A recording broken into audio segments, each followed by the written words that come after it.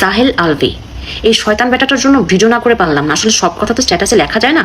সে acting করে ভিডিওতে কি বলতেছে, লাইভ করছে নাকি শুনছি, সে কি বলছে যে বাইরের লোক ট্রিগার করছে দেখে আমার সংসারে অশান্তি হয়। ভালো করে ট্রিগার করতে পারলে আপনার ডিভোর্স হয়ে যেত, অ্যাটলিস্ট মহিলাটা বাঁচতো আর আপনার বাচ্চাটা মাহারা হতো না।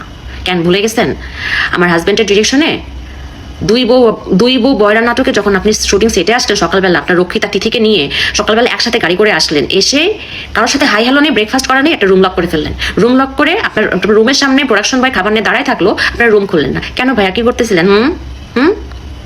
খুব ইম্পর্টেন্ট মিটিং হচ্ছিল তাই না, যেন রুম খোলা যায় না তাই না? এটা তার মধ্যে আবার সারাটা দিন আপনারা শুটিং এর ফাঁকে ফাঁকে ফ্রেশ হতে যাইতেন না, রুম লক করে। অ্যাক্টিং করেন, অ্যাক্টিং হয় না আপনার ভাই, অ্যাক্টিং হয় না।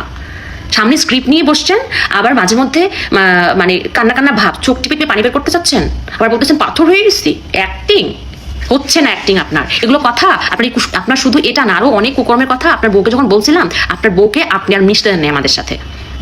আর আমরা যেটা গিয়ে বলতে যাই না, আপনার বউ কাঁদতে কাঁদতে আমাদের বাসায় আসছিল। ভুলে গেছেন এগুলা? ভুলে গেছেন? সব দোষ মানুষের, আর আপনি আর আপনার রক্ষিতা তিথি ফেরেশতা, দুধে ধোয়া তুলসী পাতা, তাই না? পেয়াত্তুপ লম্পট কোথাকার।